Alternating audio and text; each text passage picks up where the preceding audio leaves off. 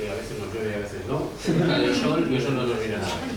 Bueno, yo soy José Luis del Horno y soy socio de la Agrupación Astronómica Complutense y tengo el honor de ser su presidente.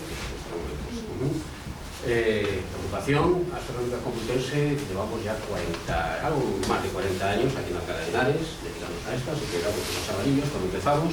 Ya nos hemos hecho mayores.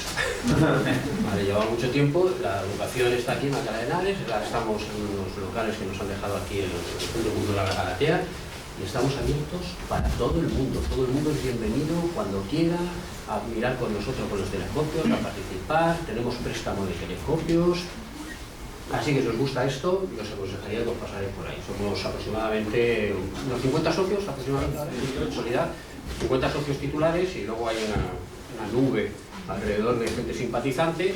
No hace falta hacerse socio ni nada para participar en nuestras actividades. Todas son gratuitas y podéis venir cuando queráis, estaremos encantados de recibiros y enseñaros cualquier cosa que queráis. ¿Vale? Entonces, bueno, vamos a hablar del Sol. ¿Vale? Lamentablemente me tengo que poner aquí para manejar el ordenador, pero yo os voy contando cosas. En 1978, era un chavalín muy pequeño y vivía aquí, en este portalito. ¿Vale? Como veis, todas las fotos, tengo una foto del Google y está iluminada todo con el sol. Pero si os dais cuenta aquí, no. Y en ese momento ni nunca. Yo no veía el sol jamás. Mi habitación daba a un patio, donde jamás daba el sol. Pero a mí ya de chaval, como a mí, como a muchos de los que nos gusta este tipo de cosas, nos gustaba mucho esto de la astronomía y mirar las estrellas y este tipo de cosas. Pero desde aquí lo tenía más o menos difícil. Yo aprovechaba, pues cuando me dejaban mis padres, pues salía por aquí, esto era el campo y demás cosas, y por ahí aprovechaba pues para ver un poquito las cosas que yo poco a poco iba conociendo, con los planetas, las constelaciones y cosas de este tipo. Y eso a mí me volvía loco, ver todo ese tipo de cosas era una maravilla, ¿no? Y eso era en 1978. El problema es que a mí me gustaba también mucho jugar con el sol, y con las lupas y estas cosas, ¿no? Pero claro, como pueden ver desde mi habitación, lo tenía bastante difícil. Pero en 1978 tuve la fortuna de que me pasara una cosa fantástica, sin yo esperarla. Y es simplemente... no se ve, ¿por qué? Ahora. Y es que lo que pasó es que me trasladé a vivir aquí, a Alcalá de Henares, exactamente muy cerquita de aquí, al Parque de los Nogales. Y mi padre, cuando repartieron las habitaciones, mi habitación daba, igual que la otra, al oeste. Pero esta no tenía ningún edificio delante, tenía una ventana estupenda hacia el oeste. Eso quiere decir que a partir de las 12, o sea, a partir del mediodía, el sol empezaba a entrar en mi habitación. Y según iba pasando la tarde, el sol iba tomando una mejor posición y el sol poco a poco inundaba mi habitación de sol. Para mí fue fantástico. Yo no había visto tanto el sol, sí lo había visto en la calle, pero en mi habitación el sol, con mis lupas y mis lentes, eso era una maravilla. Tenía sol y tenía luz, mucha. Y eso era, ya digo, una cosa fantástica en aquel entonces. Como yo era bastante friki, pues normalmente por mi casa rondaban cosas como estas: microscopios, gafas y por supuesto las lupas. Una cosa típica en una habitación de un chaval de mi edad que le gustaban mucho este tipo de cosas. Me voy a quedar por aquí. Claro, empecé poco a poco a hacerme con pequeño material de lo que había por aquel entonces, para entender un poquito las cosas. Mi primer libro de astronomía que me regalaron mis tíos y otro tipo de cosas. Claro, las fotos y todo lo que aparecía en estas cosas era una cosa que a mí me dejaba alucinado. Yo quería saber muchas cosas de estas. Y como yo era friki y tenía gafas y tenía microscopio y tenía ese tipo de cosas, pues un buen día decidí coger unas gafas, unos tubos de cartón, desmonté mi microscopio porque necesitaba dos lentes o unas lentes que me sirvieran de ocular, ¿verdad? Lo desmonté y con dos cartones y demás, pues me hice un pequeño telescopio. Y con eso, bueno, me voy a saltar esta parte porque para mí es muy emocionante. Sí. Poder ver por primera vez la Luna con sus cráteres, los planetas de Júpiter, cómo los satélites daban vueltas alrededor de Júpiter, a Saturno, sus anillos, cúmulos globulares, galaxias, con un telescopio hecho de cartón, era una cosa maravillosa. Se veía muy mal, pero se veía por aquel entonces. Mi padre por aquel entonces trabajaba como soldador y por casa circulaban bastantes cristales como el que veis aquí arriba. Cristales como esto. Esto es un cristal inactínico, de esos que utilizan los soldadores para Bueno, lo de arriba es un cristalino actínico simplemente de soldador, ¿vale? Entonces, como yo quería ver el sol y yo sabía que el sol era muy peligroso, porque ya había quemado muchos papeles y muchas cosas que me veía que hacían inmediatamente, ni se me ocurría asomar el ojo por allí. Gracias al cristalino actínico, pues lo pude poner delante del telescopio y entonces conseguí ver el sol con sus manchas. Lo he puesto verde porque así era como veía yo el sol, de color verde. Y lo veía así, de esa manera. Pero ya veía, ¿veis? Una manchita del sol. Y eso era fantástico, era muy fantástico, porque el sol, una de las ventajas que tiene cuando lo observas, es que día a día, incluso hora a hora, va cambiando. Eso se va moviendo y tiene una actividad bastante grande en su superficie. Entonces, con ese telescopio chiquitín, y mirando para aquel cristal, yo ya podía ver las manchas y cómo se evolucionaban. Otra de las maneras que utilizaba para ver el sol era por proyección. ¿Veis? Hay un pequeño telescopio sin filtro, cómo proyecta el sol, y lo hace bastante chulo y bastante bien. Entonces, por proyección, con un papelito blanco y demás, pues conseguía ver el sol bastante bien. A veces me hacía inventos rarísimos y conseguía proyectar el sol de un tamaño enorme. Claro, cuanto más lejos te ponías, ¿no? Era una cosa, entonces cerraba toda la casa y ponía un huequito en la ventana, ponía el telescopio y proyectaba todo lo lejos que pudiera el sol para ver un sol gigante. Y era una cosa fantástica y maravillosa. Y poquito a poco, pues claro, yo me daba cuenta que aquello cambiaba y es una cosa innata en lo que me gusta mucho la astronomía, empezar a hacer dibujos de lo que ves. Y yo empecé pues a dibujar las manchas y a ver qué es lo que pasaba con ellas y cómo iban evolucionando. ¿Veis? Aquí tenéis un primer dibujo de lo que yo hice, en el año 81. La lógica está muy mal, tengo bastantes más de ellos, pero bueno, es un primer dibujo donde yo ya pues iba apuntando, pues veis, una manchita, no se ve, una manchita que se ve por aquí y algún comentario de cómo lo había visto, de qué es lo que veía y demás cosas. Aprendí por aquel entonces que podía entender cuánta actividad tenía el Sol haciendo un pequeño cálculo, que es el que se conoce como el número de Wolf, que es simplemente contar las manchas, los poros y una pequeña fórmula en la que multiplicas esto con esto, sumas aquello otro y eso te da un índice de actividad del Sol. Entonces yo iba apuntando día a día pues todo lo que iba surgiendo por ahí. Por aquel entonces yo estaba en el instituto y por aquel entonces al instituto íbamos por la mañana y por la tarde y íbamos a comer a casa y me pegaba unas carreras tremendísimas, eran 25 minutos del instituto a mi casa para llegar corriendo a mi casa y en la hora de comer aprovechar, al dibujar las manchitas, calcular el número de Wolf, comer rápidamente y volver al instituto. Y así era una locura, porque además yo sabía cuando iba corriendo a mi casa que la mancha que había visto ayer es posible que hoy fuera fantástica, había crecido, se había modificado. Y entonces venía con bastantes ganas. Los días que estaban nublados eran días muy tristes. Entonces poco a poco, claro, poco a poco, pues yo me iba haciendo mis gráficas, ¿veis? Mis gráficas de evolución, de cómo iba la cosa, y más para arriba, para abajo, bueno. Pues eso era con un telescopio de cartón. Y yo ya tenía información sobre las manchas, cómo evolucionaba, calculaba sus cosas, me hacía mis gráficas, empezaba a tener dibujos y empezaba a tener bastante, poquito a poco, conocimiento de las cosas que iban pasando. Por aquel entonces la información era difícil de conseguir, no existía internet y eran un poco los libros que podías extraer de bibliotecas, alguna biblioteca universitaria, donde podías conseguir algún libro un poquito más especializado, pero había poca información, tenías que buscar mucho para conseguir algo de información. Pero bueno, yo llevo consiguiendo poco a poco entender bastantes cosillas de esto. Pero hablemos del Sol. El Sol, bueno, ya sabéis lo que es, ¿no? Pues si salís fuera, bueno, ir para un lado, ya sabéis dónde está, ¿no? Es una de las cosas de astronomía que, junto con la Luna, que no hace falta explicar mucho, ¿no? El Sol es muy grande, como podéis ver, esta es una foto muy típica que se muestra mucho por ahí, y es de un tamaño enorme, son 1.400.000 kilómetros de diámetro, es una bola enorme de gas, y veis que, no sé si identificáis cuál es la Tierra, al lado de Venus, está la Tierra, eso sería Venus, está la Tierra, fijaos, comparado con el Sol, es una cosa, ¿verdad? Se calcula que si yo cogiera bolitas de estas y las metiera dentro de la bola grande del Sol, cabrían unas 300.000 aproximadamente, o sea que el tamaño, en cuanto al Sol y demás, es bastante aparente, pero nosotros lo vemos el Sol como medio grado, porque esto es en cuanto al tamaño, pero fijaos. Porque aquí podéis ver cómo efectivamente fuera de juego. Yo creo que fuera de juego. Es gol, pero si veis de donde sale, yo creo que fuera de juego, ¿no os parece? Yo creo que sí, ¿eh? Cuando él lanza la pelota, el portero ve la pelota con medio grado. Igual que el Sol.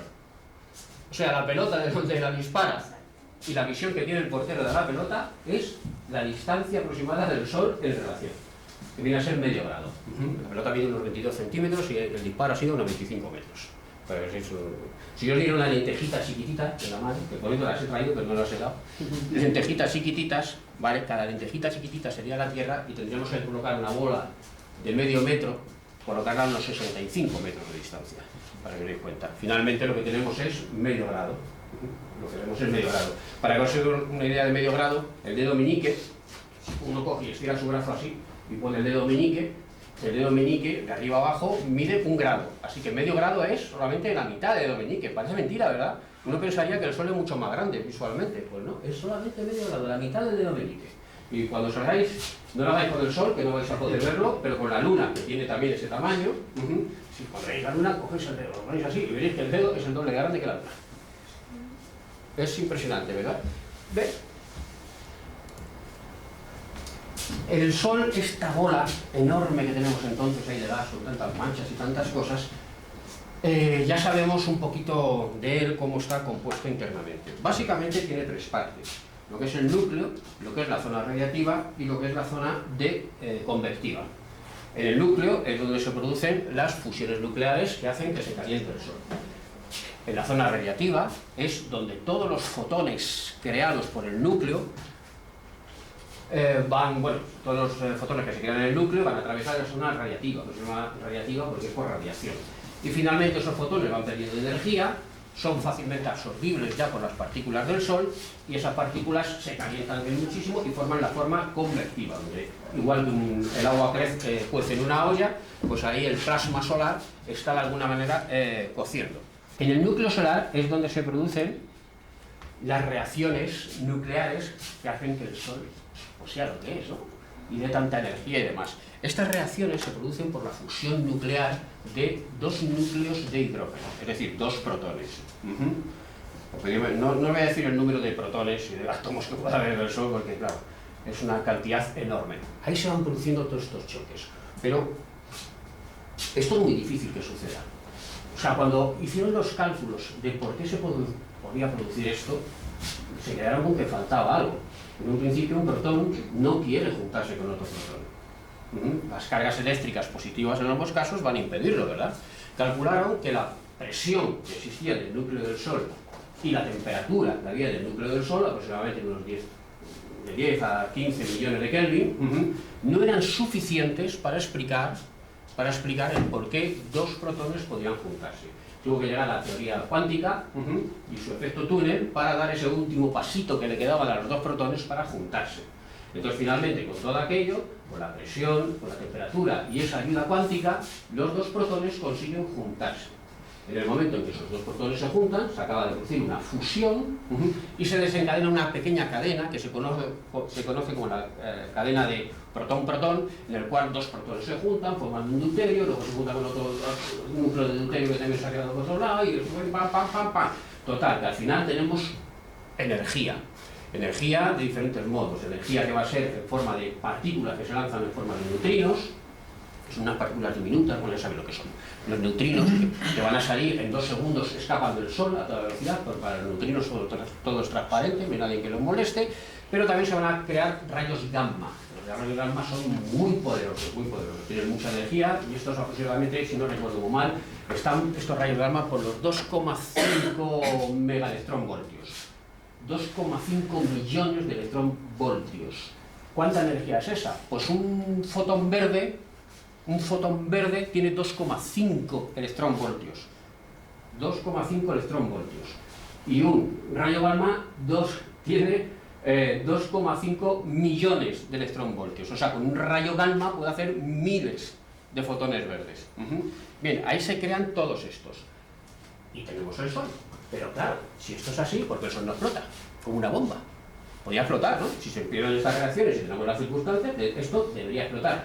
Pues no explota porque estas reacciones es muy difícil que sucedan. A la dificultad que tenemos ya de juntar 2 protones, tenemos otra dificultad. Y es que esto solamente sucede por término medio en 1000 millones de años. 1000 millones de años. O sea, es muy difícil que 2 protones se junten, pero como hay tantos y la media es de 1000 millones de años, algunos bajan la media y suceden muy pronto. Y con esos poquitos que van sucediendo poco a poco, tenemos el calor suficiente para tener toda la energía y explicar la energía solar. Gracias a que sucede con tanta dificultad, el Sol nos va a durar unos 10.000 millones de años. Le llevamos la mitad, nos queda la otra mitad. Unos 10.000 millones de años. Pero esto es curioso, ¿no? Como dos protones les cuesta muchísimo. Y otra cosa muy curiosa. Os podéis imaginar que en el núcleo solar la energía es brutal, ¿no? ¿Y si yo os digo que el cuerpo humano tiene más capacidad energética que el núcleo solar? Sí. Tiene mucha más capacidad. O sea, un cuerpo humano genera mucha más energía que el núcleo solar. O sea, si yo cogiera el volumen aproximadamente mío, pues yo tendré un volumen aproximadamente de 75 litros, ¿no? Unos 75.000 centímetros cúbicos aproximadamente. Pues si yo cogiera 75.000 centímetros cúbicos de Sol, son menos energéticos que mi cuerpo. Qué cosa más curiosa, ¿verdad? Pero, claro, en el Sol lo que pasa es que hay montonazos de átomos y demás cosas y por tanto se genera muchísima energía. Bien, esta es un poquito, ¿no? Pues lo que es la famosa cadena de protón-protón. Como veis, por un lado y por otro, dos protones se juntan. En algunos casos, no siempre, porque lo que suele pasar es que esos dos protones se juntan y se vuelven a separar como dos protones y ahí se acabó la cosa. Pero alguna vez, ese famoso millón de años, ocurre que uno de los protones, por una cosa de las cuánticas, en los quarks y demás, uno de los protones se convierte en neutrón, dando lugar a un núcleo de deuterio. A ver si esto funciona ahora. Ahora no sé cuándo funciona y cuándo no. Bueno, se forman así. Y esa es la cadenita en la que se van formando finalmente núcleos de helio, que veis que es lo que está abajo del todo. En todas esas reacciones se pierde masa, creo que es el 0,007 de la masa se va a perder, y como sabéis, y no hace falta que yo lo diga, la energía es igual a la masa por la velocidad del cuadrado. Y aunque sea muy poquita la masa que se pierde, pues tenemos mucha energía. Cada segundo aproximadamente unas 4.500 millones de toneladas en el Sol se convierten en energía. O sea que el Sol va perdiendo de alguna manera masa, ¿no? Convirtiéndola en energía.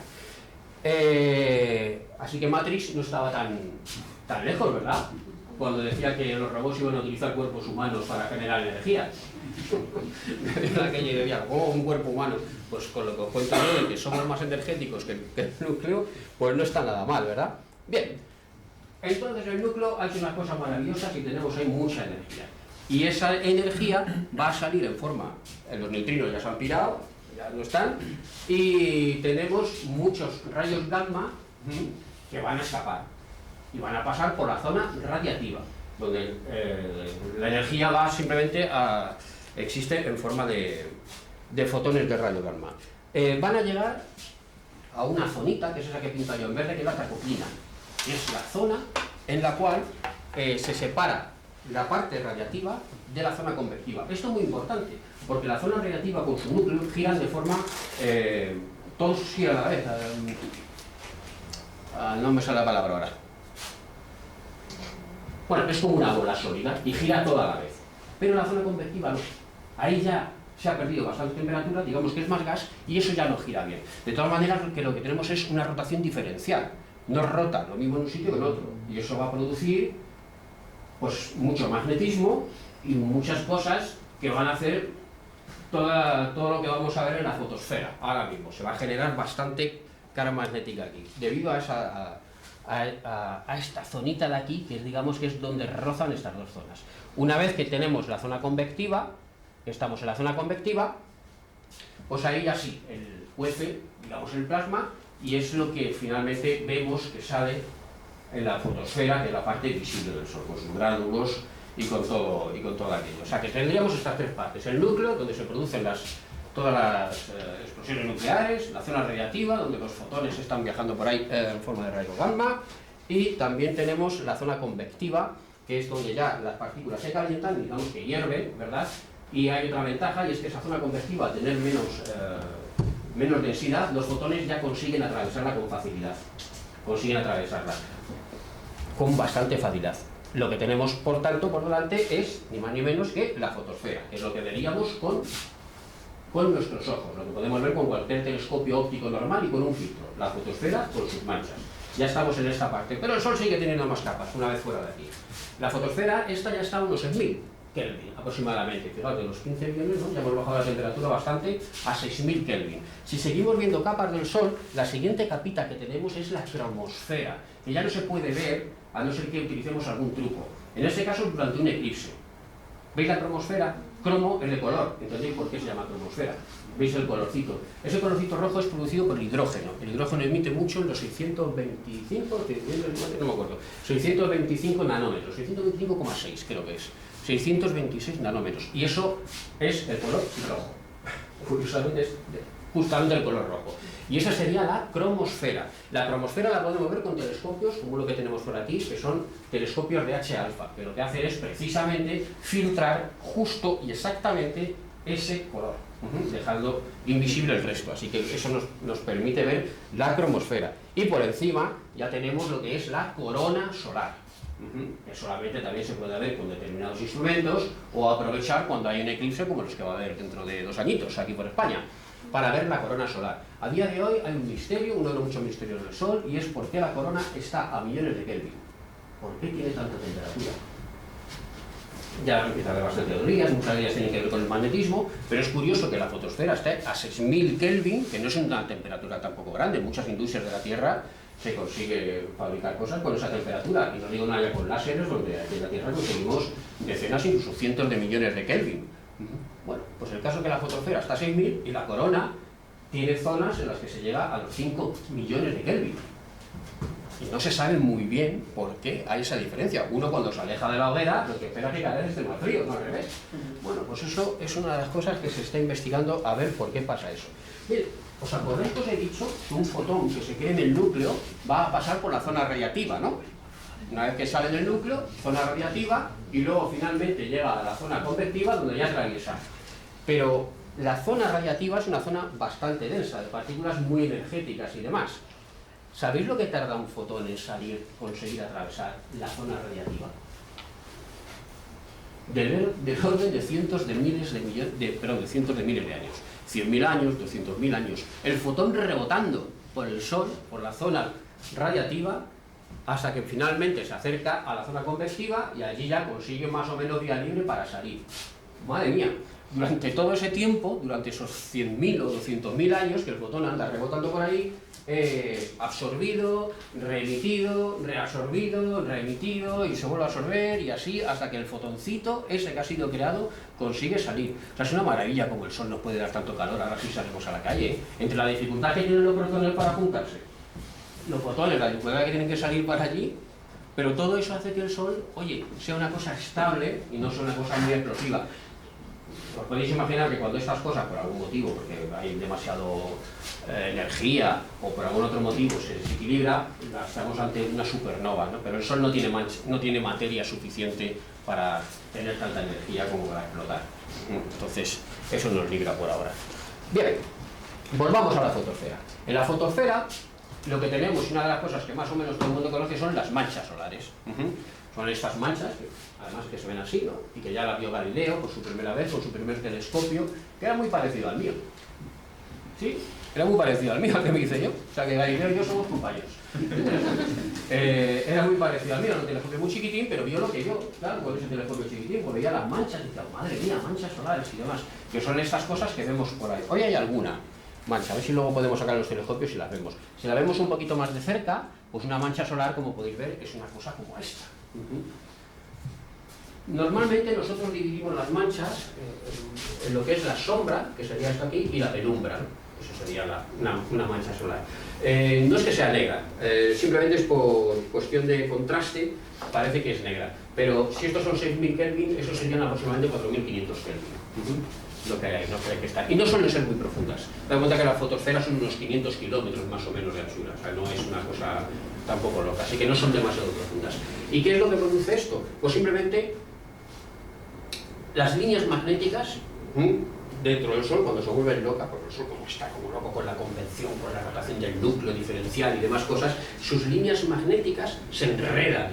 Y cuando se enredan muchas veces, esas líneas magnéticas que se aprietan salen por la fotosfera.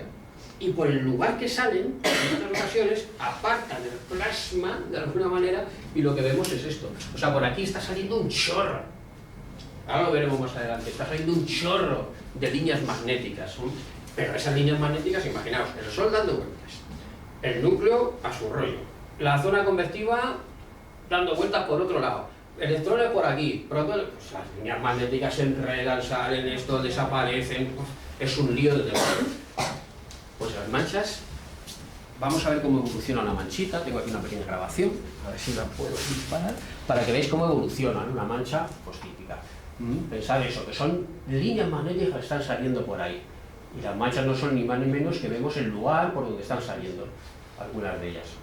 Y evolucionan así, pues más o menos de estas formas. A veces van a más grande, otras veces de repente desaparecen, y esto es lo que veía yo con mi telescopio, cómo desaparecían, cómo aparecían. Por supuesto, estas manchas están súper catalogadas y son muy seguidas. Cuando en una mancha de estas, habitualmente suelen estar formadas por dos núcleos, uno positivo y otro negativo, ¿no?, para formar el arco magnético. Cuando se empieza a notar que una mancha empieza a desequilibrarse y empieza a tener demasiados polos, ya no solamente dos, esa mancha puede darnos un susto. Puede ser que ese magnetismo salte de alguna manera y nos produzca un flash solar bastante llamativo. Aquí tenemos una rotación un poquito de unos cuantos días del Sol. Veis cómo se van manchando, evolucionando, y es fantástico. Y además, ahora que estamos en un máximo solar, ahora hablaremos del ciclo solar, pero ahora estamos en un buen momento. Os aseguro que cuando estamos en un mínimo solar, tú puedes mirar por el telescopio que muchos días no hay nada de nada. Yo tuve la suerte de que cuando me probé mi telescopio de cartón, estábamos justamente llegando al máximo solar de 1981. Si hubiera hecho 7 años antes, a lo mejor me hubiera una desilusión, pues me hubiera mirado al Sol y no había nada, pero tuve esa suerte. El factor suerte es un factor importante. Bien, más manchas, cómo evolucionan, veréis que aquí cómo aparecen, desaparecen, veréis cómo muchas de ellas tienden efectivamente a tener dos polos. Como dos polos, bueno, las manchas cómo van evolucionando y demás cosas. Esto es una fotografía ya de uno de los telescopios más poderosos que tenemos para mirar el Sol, que es el Hawaii. Es un telescopio brutal, y aquí podemos ver una mancha en detalle. ¿Veis cómo no es negra en el fondo? Tiene su colorcillo. Y aquí vemos, pues bueno, con mucho detalle. También vemos los gránulos solares, que son estas cositas de aquí, que no son ni más ni menos que de la zona convectiva, pues lo que serían las burbujas del agua al cocer, pues lo mismo. Estos gránulos, cuando se ven en movimiento, cuando ves un telescopio, pues se ve así como van cociendo, ¿no?, todas estas cosas. Bueno.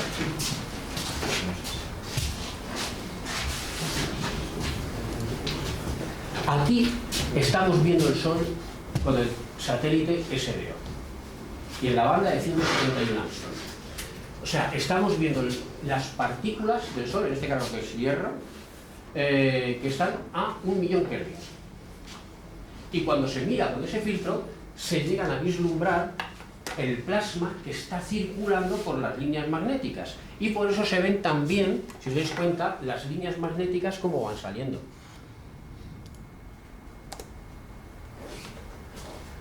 Se ven perfectamente, ¿verdad?, los arcos magnéticos, pero lo que quería enseñaros es lo que pasa cuando esas zonas magnéticas, esas manchas, se enredan demasiado, se rompen y se produce, en muchos casos, un flare solar. O sea, como una pequeña flash de luz, porque esas líneas magnéticas que estaban sujetando ese plasma tan caliente, de repente han reventado, se han convertido en otra cosa, y el plasma ha salido disparado y vemos un fogonazo, lo que se conoce como un flare solar, en este caso. Como os comentábamos, ya sabéis, seguramente ustedes también lo sabéis, tenemos que el Sol tiene un periodo de 11 años, ¿vale? Tiene un ciclo solar de 11 años que pasa de una actividad de estar muy tranquilito a estar muy nervioso. Ahora estamos acercándonos a un máximo solar que se va a producir el año que viene, del 25, y aquí podemos ver un poquito con los diferentes, cada 11 años, 11 años, 11 años, 11 años. La zona gris es un poco una zona en la que algunas observaciones no están tan claras y demás, porque ya son muy antiguas, pero prácticamente desde Galileo, desde 1609, ya como aquello corrió como la pólvora entre muchos científicos de aquel entonces, ya muchos científicos empezaron a construir telescopios y a seguir las manchas del Sol. Así que tenemos bastante información, curiosamente, ¿no?, gracias a Galileo. Ahora estamos en otro ciclo, en este ciclo, que ya digo que en el 25 va a ser el máximo y a partir de ahí va a decaer el Sol. Veis que hay algunos ciclos que llegan bastante más arriba, con bastante más energía, y otros ciclos pues no llegan a tener tanta energía. Los hay de muchas maneras. Y se produjo, bueno, este es el actual ciclo, donde vemos un poquito la previsión. Esto ha causado alguna controversia, Esta era la previsión de la energía del Sol, de la actividad solar, pero veis que vamos por encima de esto. Aquí hay un poquito de corrección y ha habido gente incluso que me ha asustado a ver qué va a pasar, que vamos por encima de lo que estaba previsto, ¿no? Hay quien opina que no, que lo que ha pasado es que ha comenzado antes de tiempo y simplemente si yo traslado esta curva un poquito antes, entonces le encaja. Bueno, vamos a ver, pero parece que la cosa no va para tanto y va más o menos normal. Este es nuestro ciclo y se espera, veis, que no sea un ciclo demasiado fuerte, si lo comparamos con el ciclo de hace 2 años. O sea, no va a ser un ciclo especialmente fuerte en este ciclo solar. Y algunas veces estos ciclos solares nos han dado un susto. Estos son también los ciclos solares a través de la historia, y aquí podemos ver cómo, justamente cuando Galileo, un poquito, bueno, ya en 1650, le pone a Galileo, fijaos, la actividad solar se paró. Esto se conoce como el mínimo de Maunder, porque fue el científico que se dio cuenta de esto. Pues esto coincide con una pequeña glaciación en la Tierra. Un mínimo de Maunder. Si os dais cuenta, el Sol se quedó quieto durante muchísimos años, quieto, y luego, bueno. Ahora se sabe que sí, que le pasa a más estrellas, que no es una cosa rara. Lo único que no sabemos cuándo, todavía no está muy claro, a veces ha ocurrido cada 180 años y a veces 1000 años, o sea, no se sabe muy bien. No sabemos si nos queda poco para otro mínimo de Maunder, otro mínimo de ese tipo, no sabemos cuándo. Lo que sí sabemos es que se han producido varios. Incluso antes de Cristo, los egipcios, ya se sabe que el ciclo solar también produjo ciertos mínimos. Pero ¿cómo puede ser? Los egipcios tenían telescopios. ¿Cómo pueden saber eso de cuántas manchas había, cuántas...? Pues no, se sabe porque el Sol, como emite muchas partículas, ¿verdad?, que llegan a la Tierra, llegan cargadas, pues hacen cambios en el carbono 14 y cosas de ese tipo, con lo cual, observando restos geológicos, los famosos estos de hielo que sacan más grandes, ¿verdad?, para ir mirando, pues aquí se corresponde con tal año, entonces ven que los isótopos se corresponden, no se corresponden, y de ahí se ha sacado gran parte de la actividad solar prehistórica, por decirlo de alguna manera, ¿no?, de cómo funcionaba, y se ha visto que efectivamente que hemos tenido más mínimos, ¿no? Como esto por aquí vemos otro pequeño intento de mínimo y demás. Todavía no está muy claro cómo afecta esos mínimos y esos máximos al clima de la Tierra, porque parece que sí hay al menos una correlación con ello. Bien. Pues ya tenemos una pequeña idea de lo que es el Sol. Esa bola de gas. El Sol dentro de la galaxia es una estrellita pequeña, no muy grande, ¿no? Tampoco es la más pequeña, las hay bastante más pequeñitas que el Sol y que emiten muy poquita energía. Es una estrella que no va a explotar porque no tiene masa suficiente como para apretar tanto el núcleo, para que el núcleo se estabilice tanto que llegue a explotar. Así que el Sol, su evolución, lo que hará será, llegará un momento en que se inflará, cuando empiece a quemar el helio, empezará a inflarse y será muy grande, pero será algo como borroso, ¿no? Se convertirá en una gigante roja, y una gigante roja es como borrosa, es como un gas muy caliente, eso sí, pero como borroso. Ya sabéis que la Tierra quedará inmersa dentro de la zona del Sol y estas cosas, bueno, cosas fantásticas de estas. Sabiendo ya cómo es el Sol, ¿cómo vemos nosotros en nuestra agrupación astronómica el Sol? Pues estas son cosas, por ejemplo, estas las hemos hecho en la agrupación astronómica, con ese telescopio. Este tan chiquitín. Con este telescopio chiquitín hacemos estas cosas para poder ver. Aquí lo que estamos viendo es la cromosfera, ¿vale?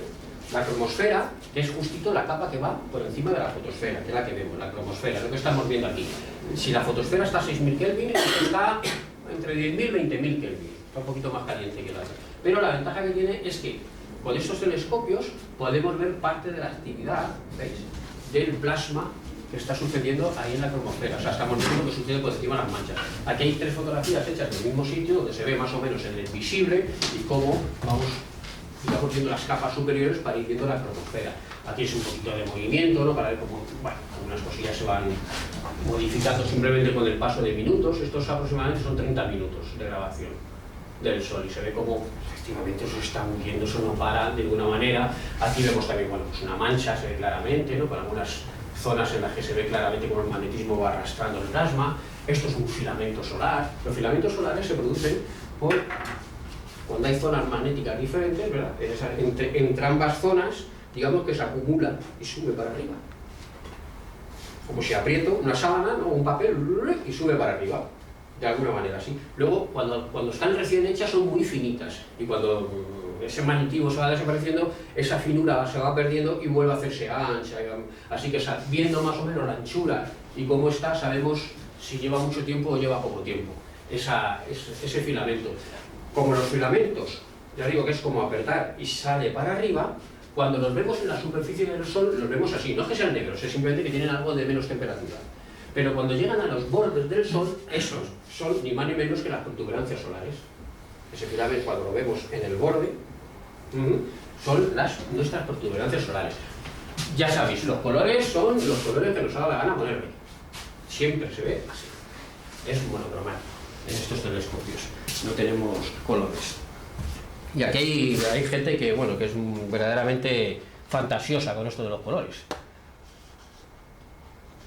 A ver, vale. Esta es otra foto donde se ve bastante bien algunos de esos filamentos, algunos más viejos. ¿Veis este ya como se está envejeciendo? Se ve claramente en este de aquí. Como ya se está esparramando, ¿verdad? Además es curioso verlo porque se esparraman no hacia cualquier sitio, eso tiene que ver con cómo está girando ese filamento.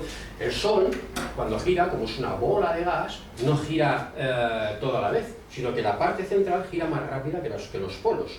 El Sol da una vuelta desde la Tierra cada 28 días, desde el espacio cada 25. La diferencia es que el Sol gira, imaginaos un tío vivo, ¿vale? Igual el niño sentado. Si yo voy andando fuera del tío vivo a la vez que el niño, pues claro, lo voy viendo siempre.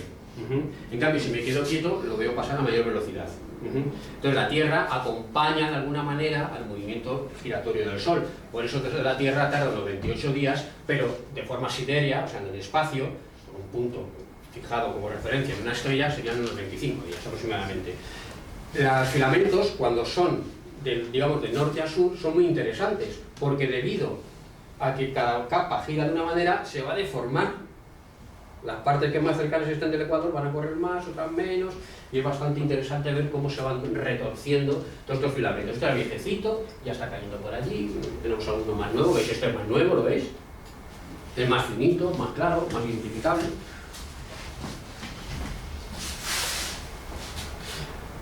Cuando esos filamentos llegan hasta los bordes, lo que tenemos son las protuberancias. Las protuberancias. Las protuberancias, no pasa nada. Las protuberancias.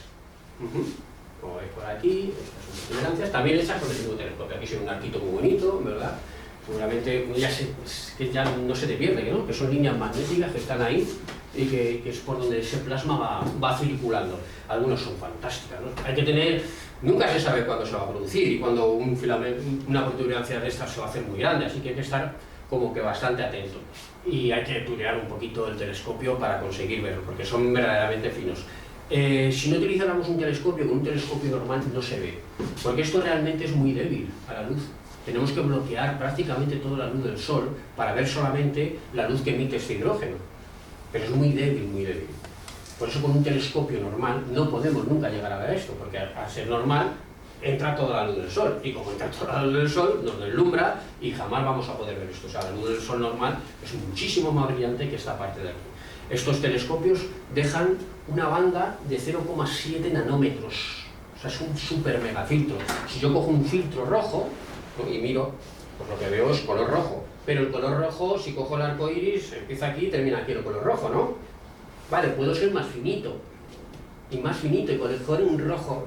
No, el rojo exacto es de aquí, y más finito, más finito, más finito.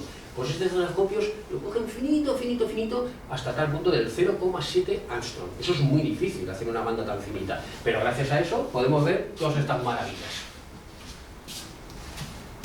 de nuestras protuberancias. Vaya pasitos que me estoy dando. Bueno, aquí tenéis otra, ¿veis? Aquí se ha ocultado el Sol, simplemente por ver las protuberancias que van saliendo. Esta foto, luego, no, es la siguiente. En la siguiente foto, que es esta, luego vamos a ver si nos tenemos tiempo, no sé qué hora es. Vale, para ver alguna cosa curiosa. Y esta es una foto más o menos completa, está hecha en la Navidad, aproximadamente ahí, pues con ese telescopio donde se pueden apreciar por bastantes de esas partes. Claro, cuando se produce a veces un flar de esos tremendos, como podéis ver, ocurren muchas cosas. Esto está hecho con el SOHO. y el centro de la imagen es el SDO. O sea, es la mezcla de dos satélites, en este caso el SOHO, que está orientado a ver la corona solar y que para eso ese instrumento lleva un coronógrafo solar, que es esto de aquí, o sea, lo que hace es un eclipse artificial. Para eso utiliza un bloqueador justo del sol. Yo os digo, si alguna vez se os ocurre intentar hacerlo, no lo hagáis, no se puede hacer. Mucha gente dice, pues en un telescopio le pongo yo un circulito ahí recortado para que ni se os ocurra, eso no funciona así como así. Es muy difícil, realmente es un cono, tiene que estar precisamente, os quedáis ciegos. O sea, no se puede hacer, hay mucha gente que lo ha intentado, pues ya está, me lo fabrico yo como un coronógrafo, ya. No se puede, ni lo intentéis, os vais a abrazar. Y en este caso, bueno, yo he mezclado aquí dos imágenes, ¿no? Esta sería del SDO, ¿vale? En el que estamos viendo aquí los 5 millones de grados y demás cosas, y aquí estamos viendo la corona solar. Y vais a ver cómo efectivamente aquí sucede un flare solar y cómo se ve ese material expulsado, se va a ver perfectamente en esa forma de explosión de gas. Tremenda, y luego un efecto curioso que causó problemas en los ojos, no sé cómo andan con ello. ¿Veis la explosión? No puedo controlar el vídeo, no sé por qué. Y fijaos. Fijaos la cámara del Soho, ¿qué le pasa? ¿Lo veis? ¿Qué es todo esto? Las partículas lanzadas por el Sol. Protones y demás partículas que han viajado por el espacio y que impactan contra el Soho y dejan todos estos puntitos. ¿No habéis visto cámaras estas que entran en Chernóbil y en estos sitios, y en Fukushima, sitios donde ha habido desastres? Y cuando la cámara se va acercando, claro, la radiactividad en partículas que hay por allí impactan contra los CCDs de las cámaras y cada impacto de esa partícula energética hace un flash. Son estos puntitos, estos son partículas que llegan hasta el Soho. Hay un estudio por ahí, bueno, hay varios estudios de cómo pensaron para que el Soho no sufriera. Claro, porque esto daña muchas veces los aparatos de... Pero bueno, pusieron un detector, de tal manera que con una especie de inteligencia artificial se daba cuenta de cuándo iba a haber un flare, y cuando había un flare de ese tipo, pues oye, cerramos para que no nos fijaos qué curioso, ¿verdad? Lo voy a poner otra vez para que sabéis lo que se ve. Veréis cómo se ve la explosión y un poco después se ve la llegada de partículas al Soho. A ver si lo puedo poner ahí al principio, ahí, veis la explosión y como unas horas después las partículas han viajado y llegan hasta el Soho. Y más explosiones, y más explosiones. Esas que vemos así no nos importan. ¿Veis estas explosiones así? No nos importan. Esas son chulas de ver. A ver si lo puedo poner. Ahí, ¡pum! ¿Por qué no nos importan? A ver si lo puedo... Ahí. Es inmanejable. No puedo. Ahí. Vale, consigo parar un poquito. ¿Lo veis? Esta explosión aquí, eso no nos importa, porque no viene hacia nosotros. Esa va para arriba, está claro que sí. ¿Cómo sería una que viene hacia nosotros? Pues veríamos todo, ¿verdad? Esa sí que es mala.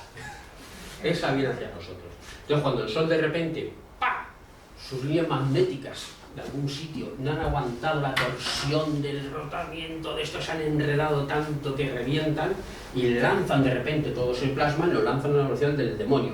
No trae la luz, porque tarda como día y medio, casi 2 días en llegar hasta la Tierra, pero son partículas muy energéticas y esas nos pueden hacer mucho daño en la Tierra, no a nivel del cuerpo humano, tendría que ser una explosión muy brutal, pero sí, ya sabéis, la electrónica y demás. Por ahí, si no lo habéis oído alguna vez, el evento Carrington, que es muy famoso y que en muchos casos, cuando sucede algún flare de esto, a ver si va a pasar como cuando el evento Carrington, que fue un flare muy grande, pero por aquel entonces en la Tierra todavía no teníamos demasiada electrónica y demás cosas y no nos afectó demasiado, pero ahora mismo todas esas cargas eléctricas en los cables generan diferencias de potencial y por tanto corriente eléctrica que no esperamos y eso reventaría todo. Parece que muchos gobiernos y muchos estados sí tienen creados transformadores y demás que estarían protegidos ante un evento de este tipo, pero algunos, no parece que hubiera tantos, pero desde luego nos la haría pasar canutas. Por eso está el SDO y todos estos satélites, porque son de satélites que están mirando de alguna manera el clima solar para avisarnos, oye, pues Dios ha cubierto que acaba de explotar el Sol, y básicamente su función principal es esa, era de estar vigilando de alguna manera que no nos pase nada. Ya os digo que no a nivel que nos pueda dar a nosotros mucha radiación, pero sí, sobre todo a nivel de... Vamos a por la siguiente. ¿Tenemos? Vale. Bien. Entonces, con todo este movimiento de los flares, el Sol, de toda esta zona, yo me imagino, hace 200.000 años, cuando el Homo sapiens, cuando empezaba el Homo sapiens, imaginamos, estas personas que verían los fenómenos del cielo, verían los eclipses, los flares no los veían, claro, tenían telescopios y ese tipo de cosas, pero verían multitud de fenómenos de lo que ocurrían en el espacio, sin saber muy bien qué es lo que estaban viendo, ¿no? Pero habrán asistido muchos de ellos a lo largo de estos cientos de millones de años, habrán visto novas, un montón de cosas.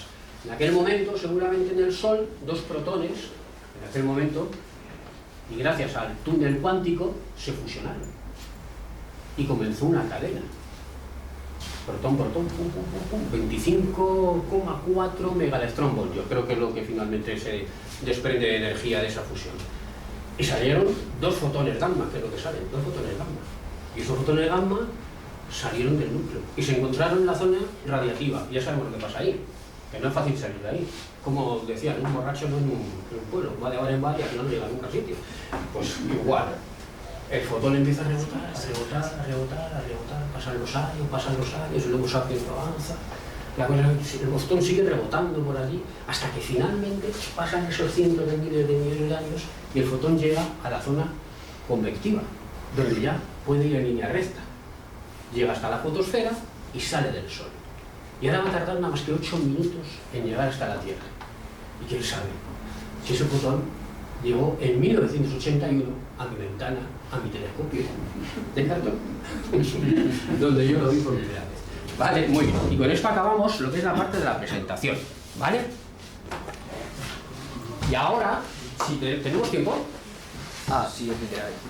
Vale, pues vamos a hacer una cosita, vamos a intentar conectarnos en directo ahora con algún satélite rápido, para que podáis ver el Sol, porque veo que hay Sol, ¿vale? Entonces vamos a intentar conectarnos rápido con alguno de los satélites que están en SDO y demás cosas. Me contabas, perdona, ¿te llamabas? Miguel, me contaba Miguel que es una cosa que muchos de vosotros tenéis instalado ya, ¿no? El JLViewer. Bueno, sí, y en los ordenadores de la universidad. Lo tenéis instalado además. El JLViewer es un software gratuito con el cual podemos conectar con los satélites que están observando el Sol y poder ver pues, la actividad actual del Sol, ¿vale? Vamos a conectarnos con uno de ellos. Vamos a ver aquí.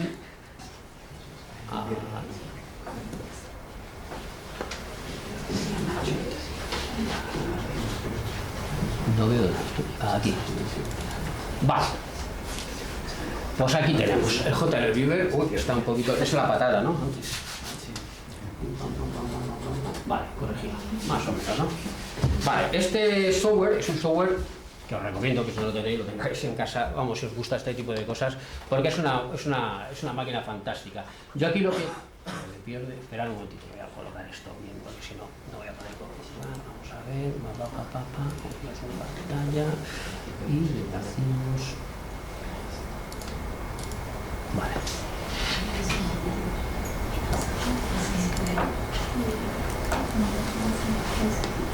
Mucho mejor. Vale. Aquí lo que he hecho simplemente, estoy ahora mismo conectado con el SDO y estamos viendo la imagen, es una imagen que nos llega del SDO. Bueno, en este caso no, porque lo tengo preparado para ver el 22 de marzo. El 22 de marzo. El 22 de marzo, vamos a ver cómo es todo. Las manchas, ¿veis cómo se mueven, no? Lo ponemos otra vez. ¿Veis las manchitas y todo eso, no? No está mal. Vamos a conectarnos con la visión de la cromosfera. Vamos a ver en la cromosfera esa misma secuencia. La misma secuencia, las nubes. ¡Oiga! ¿Habéis visto algo ahí? Mirad, mirad, ¿lo veis? Ahí lo veis, ¿verdad? Es una pequeña explosión, ¿verdad? Bien, vamos a conectarnos con, perdón, no, con este no, con el 1.000.000 de grados. Vamos a ver ahí, miramos a la misma zona. Ahí está. ¿Lo veis? Ahí sería, ¿no? Tenemos ese flag y finalmente nos conectamos ya con las líneas más energéticas, que son estas, y aquí vamos a ver como ahí. Fijaos, ¿eh? Ahí se ve perfectamente el flash, ¿verdad? El flash solar. Perfecto. Pero fijaos que si yo lo pongo en lo visible, ¿veis algo? Nada. Nada de nada. Parece que está la cosa tan tranquila, ¿verdad? Pero cuando nos conectamos con otras, pues son muy importantes estos satélites que están orbitando. Creo, esto, si no me equivoco, y seguramente alguno de los creo que están en el punto de la gran L1, ¿no?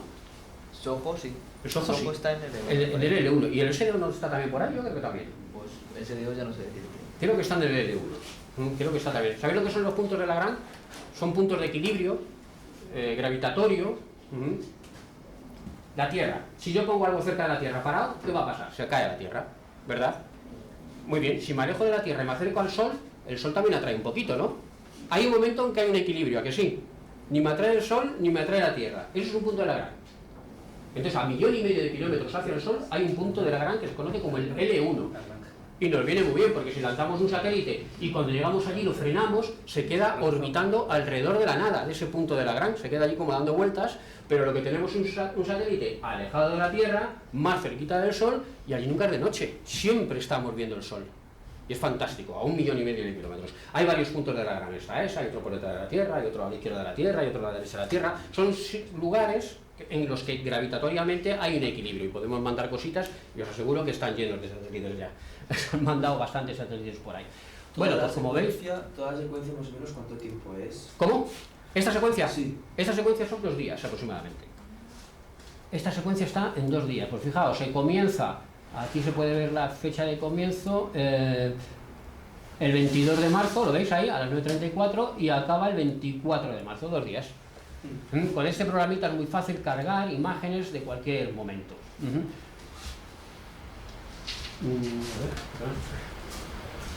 Creo que es el Sol, ¿no? Nadie Me parece que no. Está la cosa bastante mal. Bueno, pues el programita es bastante sencillo de utilizar, ya digo que lo recomiendo muy mucho si gustan estas cosas, porque la verdad es que es fantástico poder ver cómo está el Sol en estos momentos. Basta simplemente con decirle, oye, vente aquí, claro, el futuro no, 2025 no, pero aquí nos vamos, al today, el 27, cogemos el 27 aquí también, vamos a darle un día antes aquí, le decimos que cargue imágenes, no va muy rápido esto, pero vamos, lo que estoy diciendo es que les enseño el Sol ahora.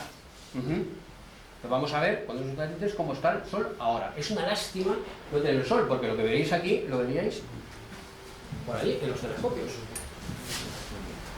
Vamos a dejar que cargue un poquito, me cuesta, a ver si en continuo tenemos algo ya. Bueno, ya está cargando imágenes, pero le cuesta, ahí veis la barra de avance, la wifi no llega demasiado bien hasta aquí, pero podemos cargar y podemos sobreponer una imagen sobre otra, o sea, la cosa está bastante... Bueno, os voy contando mientras tanto. El telescopio ese, como curiosidad, ¿cómo conseguimos hacer un rojo tan específico con ese telescopio? ¿Cómo conseguimos esa barra? Parece que alguien podría fabricar un filtro rojo, ¿no? De alguna manera un filtro rojo que fuera solamente eso, pues eso no se puede hacer. Entonces, para conseguir filtrar exactamente esos 0,7 nanómetros, esa banda tan finita de rojo, tan finito, se utiliza en ese telescopio un truco que es con un interferómetro. El telescopio tiene 2 partes, el interferómetro y luego un filtro HA. El interferómetro lo que va a hacer es al recoger la luz, para eso tiene que estar, la luz le tiene que llegar muy plana, lo que hace no es ni más ni menos que 2 semiespejos que están uno enfrentado al otro. Cuando la luz entra, empieza a rebotar. Lo podéis imaginar que la distancia está en resonancia a la longitud de onda que queremos buscar. En resonancia. ¿Vale? Entonces, ¿qué luz es la que va a resonar más? La que buscamos y alguna otra frecuencia que tampoco queremos, pero la que buscamos sí. Y todas las frecuencias que están cercas, desaparecen, se autodestruyen entre ellas. De tal manera que lo que conseguimos es lo que se denomina un peine de frecuencias, o sea, una cosa así. Es como si hubiéramos quitado trocitos del medio. Esta es la que yo quiero, pero tengo todas estas por aquí también. Y esta es la que yo quiero. El segundo filtro es el que hace que estas y estas, vaya. Bueno, esta finalmente, el segundo filtro, es la que va a hacer que pase solamente esta, ¿vale? ¿Qué es lo que ocurre? Que claro, esta distancia entre los espejos es tan delicada que cualquier movimiento del telescopio, cualquier cosa la rompe. ¿Y sabéis cómo se hace para sintonizar perfectamente la onda? Esto llama mucho la atención. Variando la velocidad de la luz. En ese telescopio lo que hacemos es variar la velocidad de la luz. Sabemos que hay un máximo, pero nadie ha dicho nada de un mínimo, ¿no? Entonces, pues lo podemos hacer. Ya sabéis que la luz en el aire va más lenta que en el vacío. Bien, pues es un truco muy tonto. Se trata simplemente de meter aire a presión. Cuanta más presión hay, más aire hay, más lenta va la luz. ¿Verdad? Entonces, esos telescopios tienen una bomba de aire, ni más ni menos. Mete presión, por lo cual ahora hay más partículas y la luz va un poquito más lenta, con lo cual consigo finalmente sintonizar. Curioso, ¿verdad? Se llama un etalón, este tipo de interferómetro es un etalón. Genera un peine de ondas y de esas ondas, finalmente, ahora voy a tener más cuidado, el filtro rojo, el filtro H-alfa, que es un filtro bastante caro, pero tiene una amplitud, creo que de 3 nanómetros, no me lo sé muy bien. 3 nanómetros, pero la distancia que hay entre uno y otro ya es más de 3 nanómetros, con lo cual consigo que solamente entre el que yo quiero. Y ahí tengo esa fineza, bloqueo prácticamente toda la luz del Sol y solamente veo la luz que está emitiendo el hidrógeno cuando está a determinada temperatura, que es lo que yo quiero ver para ver la cromosfera. Bueno, aquí ya veis cómo se está moviendo, y esto es, pues ya el día de hoy, ¿no? 27, sí, es el día de hoy, están a dar vueltas. Aquí lo estamos viendo desde las 171 Armstrong, el Sol, pues equivale, ya os digo, al 1.000.000 de Kelvin, más o menos, y bueno, no tenemos así grandes cosas, ¿no? Es un Sol bastante normalito. Claro, ahí siempre llama la atención, pero es que siempre está así, normalmente. Si lo vemos en el continuo es lo que se ve a simple vista, pues este es el Sol que tenemos, ahora mismo, prácticamente. Y vamos a ver, en altas energías, pues tenemos esto. Ah, ahí ha pasado algo, ¿lo veis? Mirad aquí. Ahí ha habido un... Por esta zona de abajo, si fijáis abajo a la izquierda, ahí se ve... ¿De la derecha también? De la derecha también.